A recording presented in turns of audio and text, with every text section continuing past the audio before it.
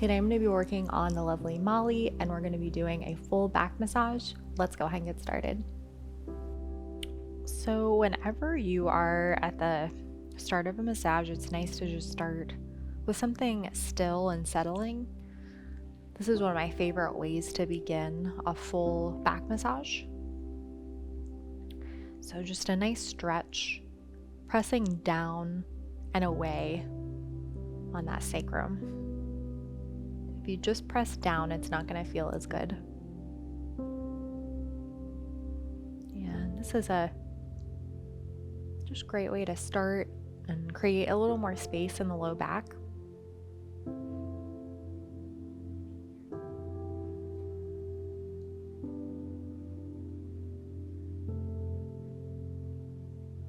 And I like to do something kind of similar. I'm going to land on that glute medius and just a little stretch from side to side.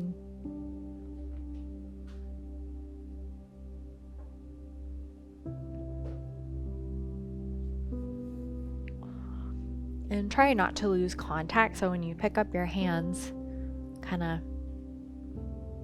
do it one at a time.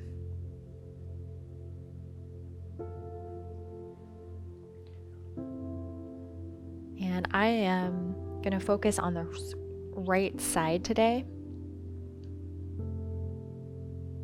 I would encourage you to do both the right and left at home if you're doing this for a friend or client, obviously. And since I am here, I'm going to just land on that glute medius, stepping to the side of the table. And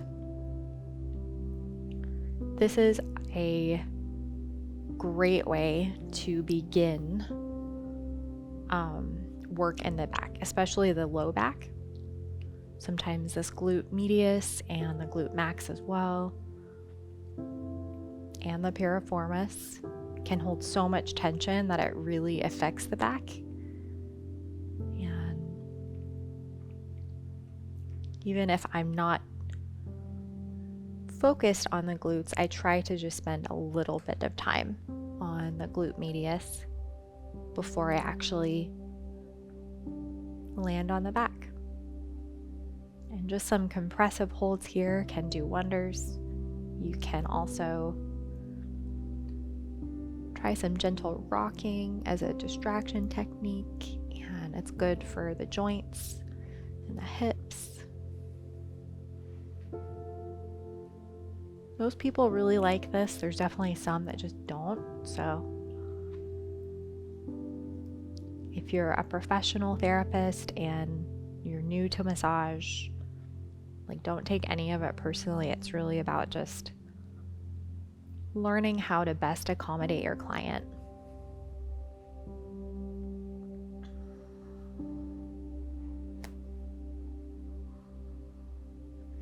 I like to support my wrist here.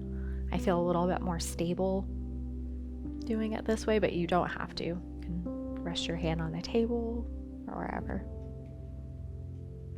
I would encourage you, when you can, when you're doing heavier compressive work, to rest your other hand on the table, just because it's a little bit easier on you. And it's perfectly fine just so long as you're not crowding your client. And I'm going to take this compressive work up the back, and you can start to get a sense for how ticklish your client is as you land on these erector spinae muscles. Very ticklish area in some people.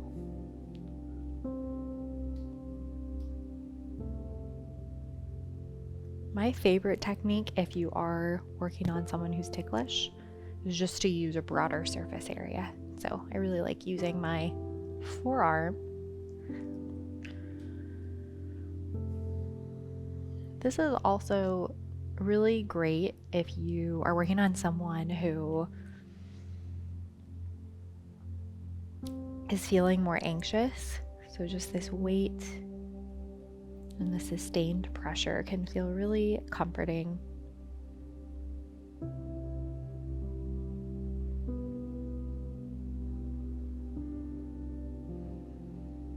as you're working on these erector spinae, you want to focus on shortening these muscles, so just pressing in slightly towards the spine and pressing down.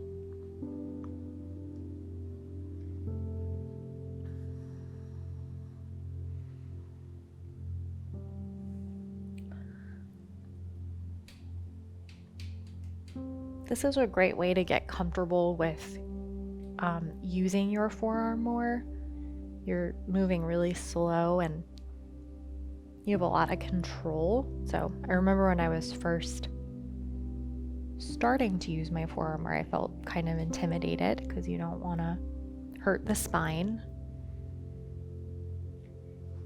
And I'm going to shift my focus into these lower and middle traps. Trying to follow that kite-like shape.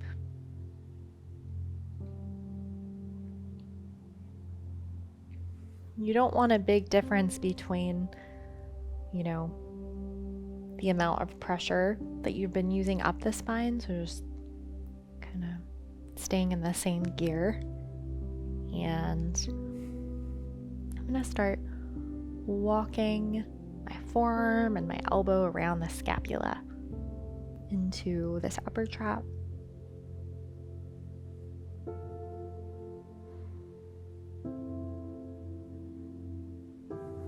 Can also, I like to use my thumb a little bit more in this area if I'm working on someone who doesn't like deep tissue.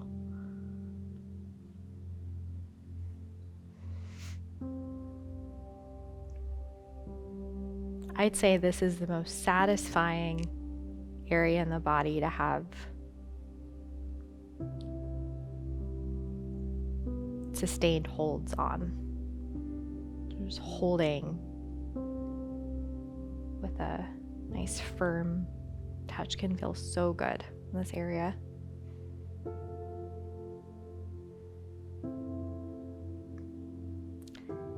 And I'm going to grab my oil.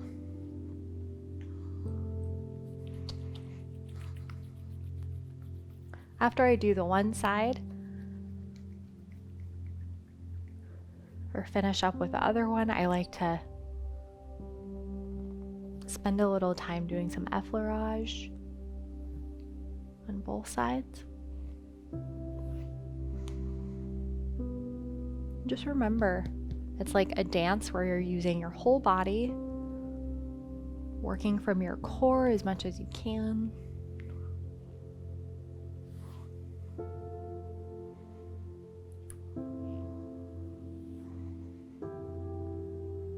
Full back massages are probably my favorite thing that I get to do for people. I just think they're very interesting.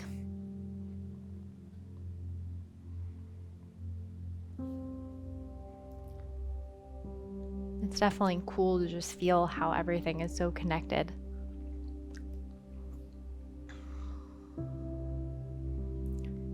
And I'm going to start running the heels of my hands along the traps and into these erector spinae muscles.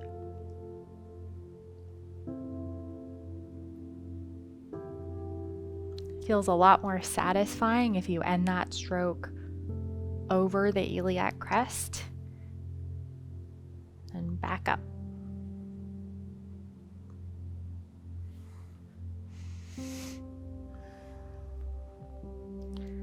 One more time. Focusing on certain muscles on the way down, grabbing hold of those lats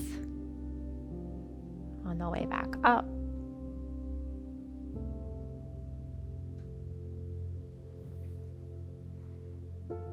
And just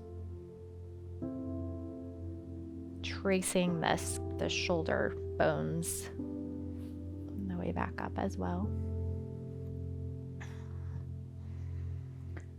Beginning to offer a little bit more pressure with these paired fists.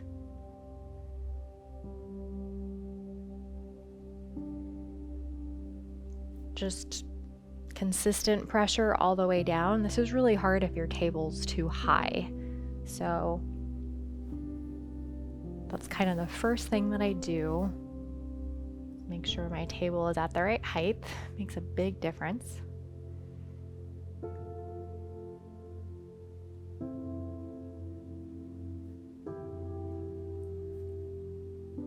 And at this point, you should have a pretty good sense of how bony your client's sacrum is.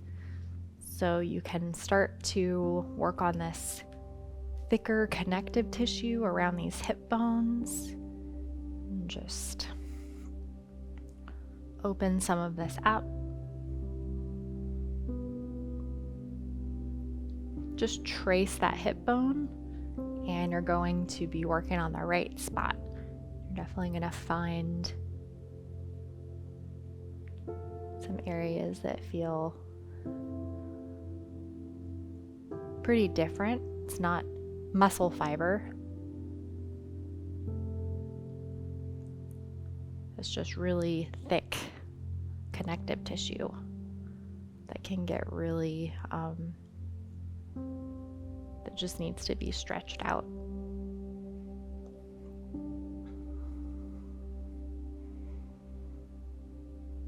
And I like to just wrap my arms around, grabbing hold of those lats.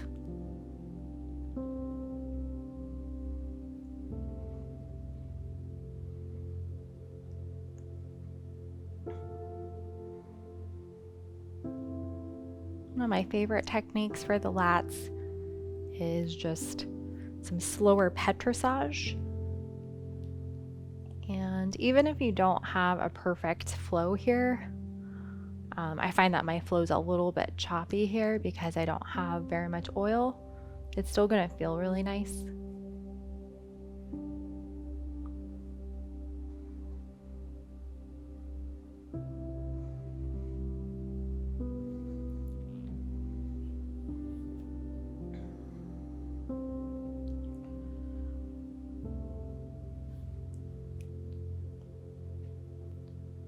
And just one more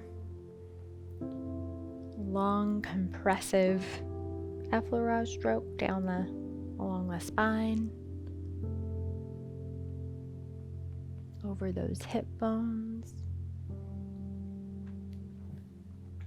And I really want to bring this last stroke slowly into the neck, just tracing that upper trap as it narrows and ends.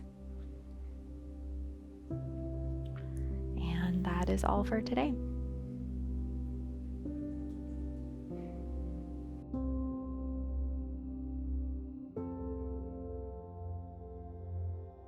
Thank you so much for your support, patrons. I really enjoyed spending this time with you, and I look forward to seeing you next time.